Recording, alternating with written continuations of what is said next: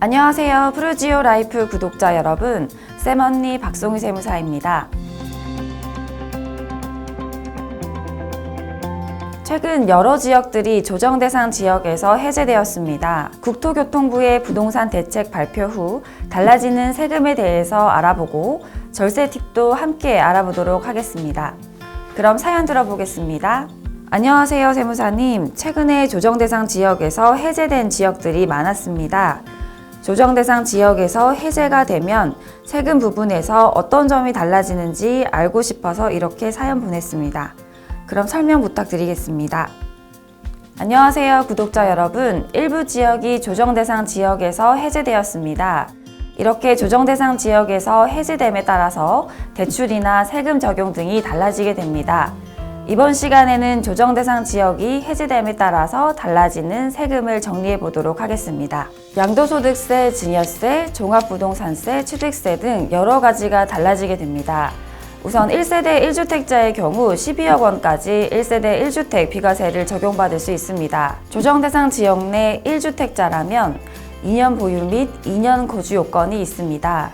하지만 조정대상 지역 외에서는 2년 보유 요건만 있고 거주 요건이 없습니다. 2020년 7월 10일 부동산 대책으로 다주택자가 주택을 취득하는 경우 주택수에 따라 중과세율을 적용하게 됩니다. 즉, 주택수에 따라서 취득세율도 달리 적용되는데요.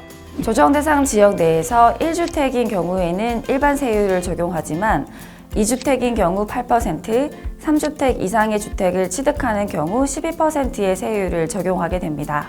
하지만 비조정대상 지역 내 주택 취득인 경우 2주택 취득 시까지는 일반 세율을 적용하고 3주택 취득 시 8%, 4주택 이상인 경우 12%의 중과세율을 적용하게 됩니다.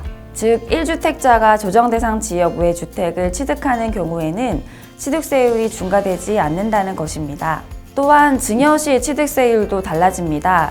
조정대상 지역 내 시가 표준액 3억 원 이상인 주택을 증여하면 취득세가 중과됩니다. 일반적인 증여 취득세는 3.5%이지만 중과세율이 적용되면 12%로 중과됩니다. 일시적 1세대 2주택 적용 기간도 바뀌게 됩니다. 조정대상 지역의 종전주택을 보유한 상태에서 2018년 9월 14일 이후 조정대상 지역 내 다른 주택을 취득한 경우에는 그 다른 주택을 취득 후 2년 이내 종전주택을 양도하여야 양도소득세를 비과세하도록 요건을 강화했습니다.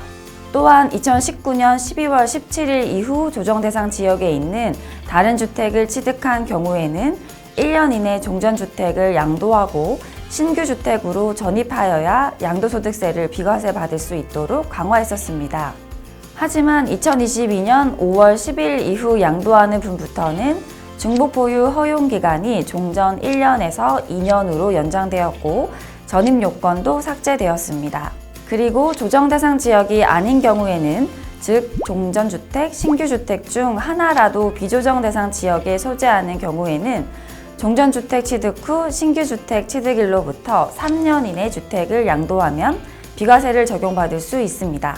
주택수에 따라서 양도시 중과세율이 적용되는데요. 조정대상 지역 내 2주택 이상인 경우 누진세율의 20%를 더한 중과세율을 적용하고 장기보유 특별공제도 배제합니다. 3주택 이상인 경우에는 기본 누진세율의 30%를 더한 중과세율을 적용하고 장기보유 특별공제를 배제합니다.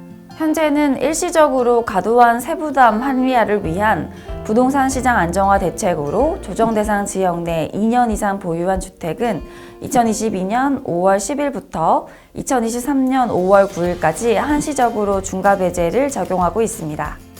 따라서 기존 매도를 원했던 소유자의 주택이 보유기간 2년 이상의 주택이었다면 양도소득세에서 바뀌는 바는 없습니다.